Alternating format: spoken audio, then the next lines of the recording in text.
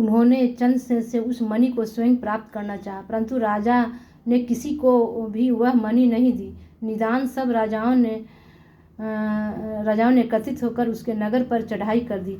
जब उज्जैनी पुरी को चारों ओर उन राजाओं की सेनाएं घेरा डाले पड़ी हुई थी, तब सभी निवासी अत्यंत व्याकुल हो रहे थे।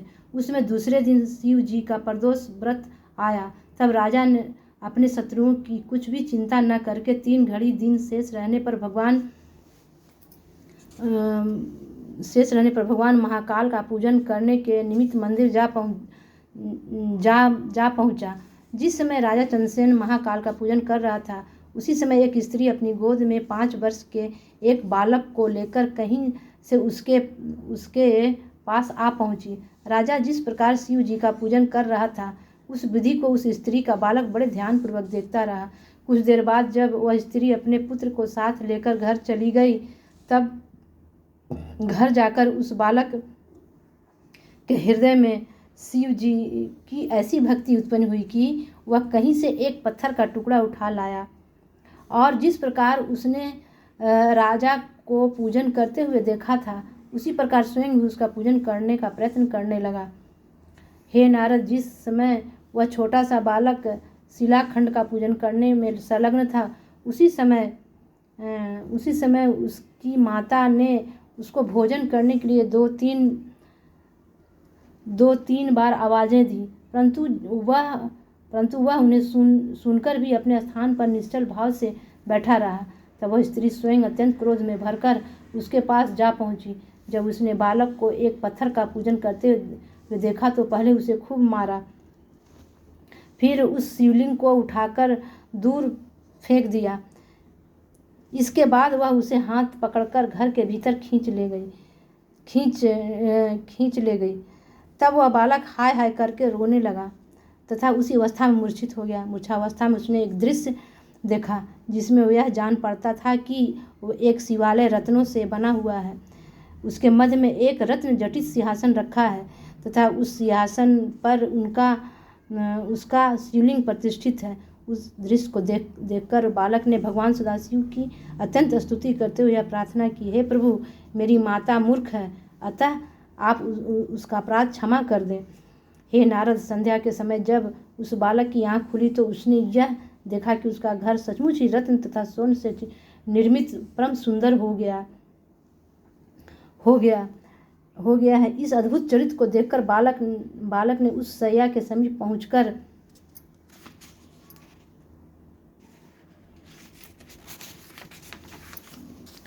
अपनी माता को जगाया।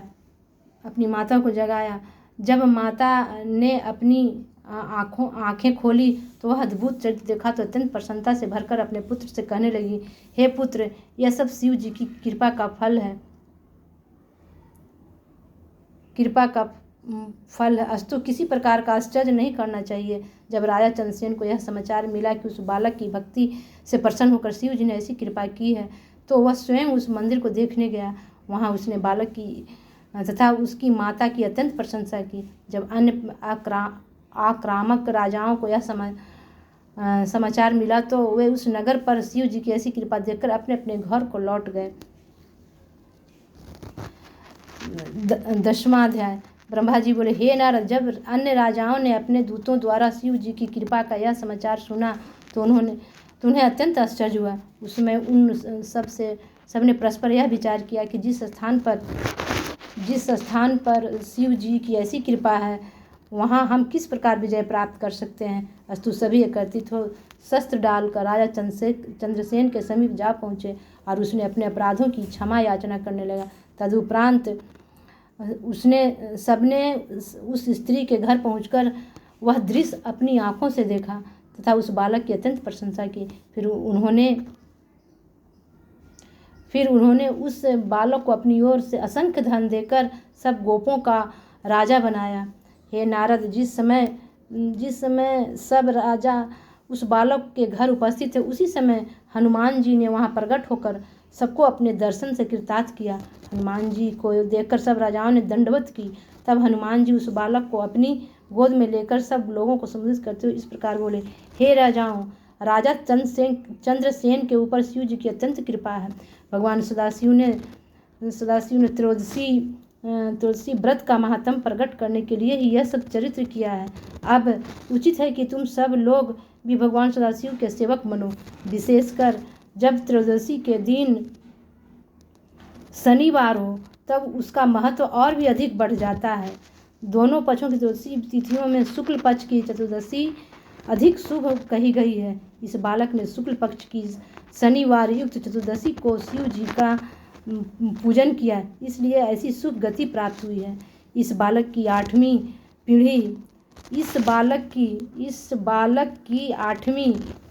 पीढ़ी में नंद नामक गोपों का एक राजा उत्पन्न होगा। उसके घर में भगवान विष्णु कृष्ण रूप में अवतार लेंगे। आज से यह बालक श्रीकर के नाम से संसार में प्रसिद्ध होगा। तब तुम सब लोग अपने अपने घर जाओ और भगवान सदाशिव की पूजा में संलग्न रहो। तुम सब प्रदोष व्रत में भस्म आदि धारण कर प्रदोष के भीतर ही भगवान सदाशिव का पूजन करना। हे नारद, इतना कहकर हनुमान जी ने श्रीकर को शिव पूजन की विधि का उपदेश किया। सर्वप्रथम उन्होंने नाम के महात्म्य का वर्णन किया, फिर भस्म धारण करने की रीति बतलाई। अंत में रुद्राक्ष की महिमा सुनकर अंतर्धान हो गए। उसमें से श्रीकर ब्राह्मण के साथ भगवान सदाशिव का पूजन तथा त्रयोदशी का व्रत करने लगा। राजा चंद्रसेन तथा श्रीकर दोनों ही शिव भक्तों के प्रमुख तथा त्रयोदशी के व्रत धारण करने वालों में अत्यंत प्रसिद्ध हुए। हे नारद, त्रयोदशी व्रत की ऐसी महिमा है। त्रयोदशी व्रत का यह महात्म्य संपूर्ण मनोरथों का प्रदान करने वाला है। जो लोग इस कथा को पढ़ते, सुनते अथवा दूसरों को सुनाते हैं, वे भी दोनों लोकों में आनंद प्राप्त करते हैं। 11वां अध्याय। इतनी कथा सुनकर नारद जी ने कहा, हे पिता, आप मुझे त्रयोदशी का व्रत का महत्व सुनाने की कृपा कीजिए। ब्रह्मा जी बोले, हे पुत्र, शिव जी का ध्यान करने वाले मनुष्य संसार में परम धन्य हैं। जो मनुष्य अन्य सब धर्मों को त्याग कर केवल भगवान सदाशिव का पूजन करते हैं, वे भव बंधन से छूटकर मुक्ति पद को प्राप्त करते हैं। जो मनुष्य श्रद्धापूर्वक त्रयोदशी का व्रत धारण करता है, उस पर शिव जी सदैव अपनी कृपा बनाए रहते हैं। त्रयोदशी का व्रत करने से शिव जी के चरणों में प्रेम बढ़ता है। ऐसे मनुष्य को सभी रिद्धि सिद्धियां अनायास ही प्राप्त हो जाती है। हे नारद, त्रयोदशी के व्रत में भगवान सदाशिव का पूजन प्रदोष काल में करना चाहिए। इस व्रत में भगवान शंकर के अतिरिक्त अन्य किसी देवता का पूजन करना उचित नहीं है। जो मनुष्य प्रदोष व्रत धारण करता है, वह कभी भी दरिद्री नहीं रहता। प्रदोष काल में भगवान सदाशिव की पूजन करना ही श्रेष्ठ है। ऐसी पूजा करने वाले लोग धन, संतान, स्त्री, पुत्र आदि सभी वस्तुओं को प्राप्त करते हैं। प्रदोष काल में सभी देवता भगवान सदाशिव का पूजन करने के लिए उनकी शरण में जाते हैं। उसमें शिवरानी सहित सिंहासन पर शोभामायन होते हैं। हे नारद, प्रदोष काल में शिव जी की जो सभा जुटती है, उसकी कुछ वर्णन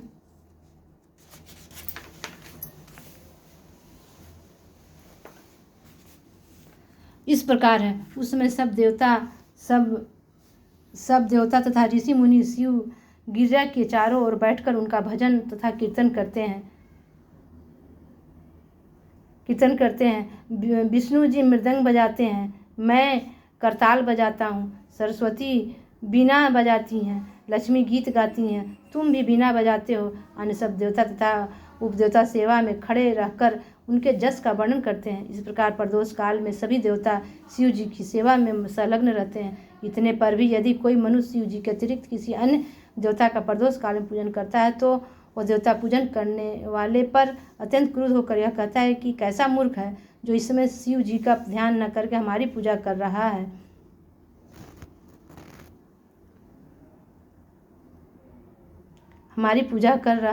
इसलिए यही उचित है कि प्रदोष काल में अन्य सबको त्याग कर केवल भगवान सदाशिव का ही पूजन किया जाए। इस संबंध में मैं तुम्हें एक विचित्र आख्यान सुनाता हूँ, उसे ध्यानपूर्वक सुनो।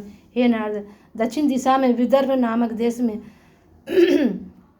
देश में विदर्भ नामक देश में सत्यरथ नामक एक राजा राज करता था। वह न्याय तथा दया का आश्रय लेकर धर्मपूर्वक अपनी प्रजा का पालन करता था, इसलिए उसके राज में कोई भी दुखी न था। एक बार साल्व नामक राजा ने उसके नगर पर चढ़ाई कर दी। उस युद्ध में राजा सत्यरथ मारा गया।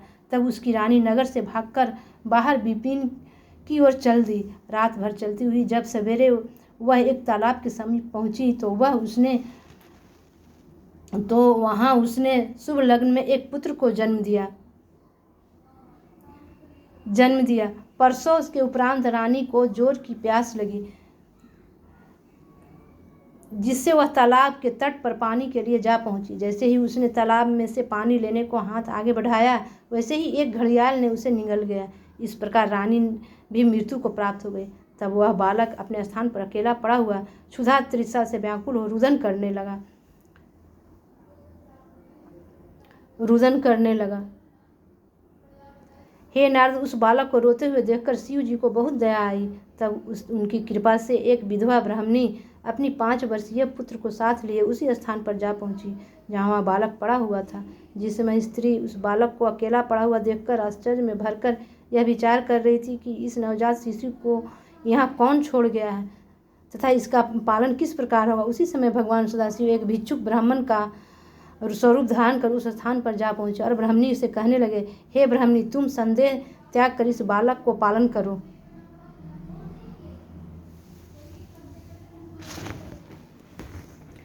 हे नारद,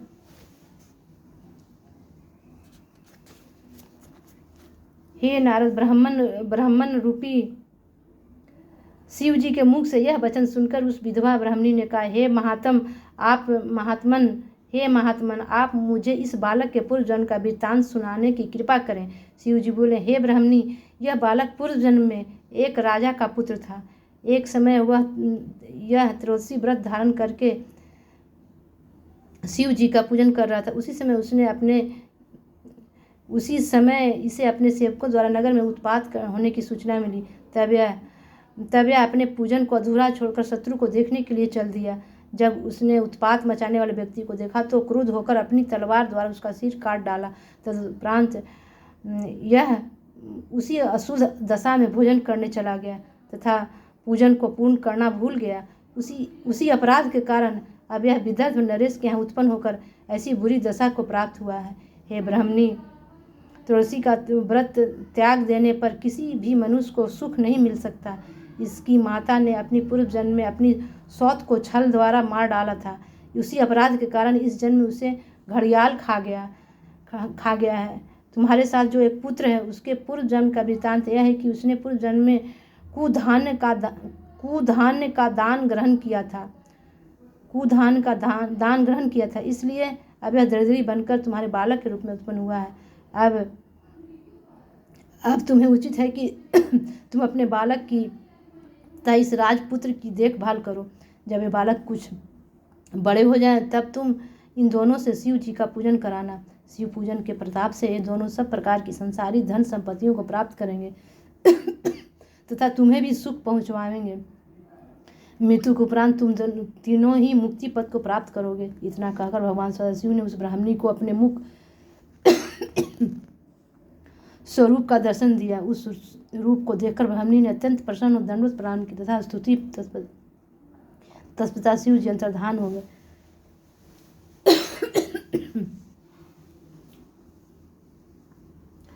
नारद जी ने कहा, ब्रह्माध्याय। नारद जी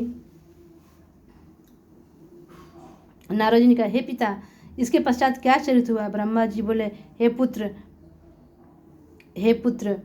वह ब्राह्मणी उस राजपुत्र को तथा अपने पुत्र के साथ लेकर चक्र नामक नगर में आकर रहने लगी। वह भिक्षाटन करके उन बालकों का पालन करती थी। कुछ समय बाद जब वे बालक बड़े हुए तो उन्होंने सुगमतापूर्वक सभी विद्याओं का ज्ञान प्राप्त कर लिया। एक दिन उन दोनों बालकों ने सांडिल्य मुनि को अपने शिष्यों सहित भगवान सदाशिव के गुणों का वर्णन करते हुए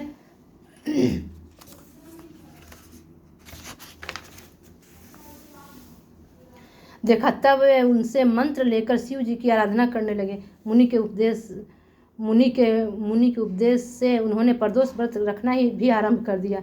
हे नारद, जब उन्हें व्रत करते हुए 4 महीने व्यतीत हो गए तब यह घटना घटित हुई कि एक दिन वे दोनों नदी में स्नान करके शिव जी का बाना धारण किए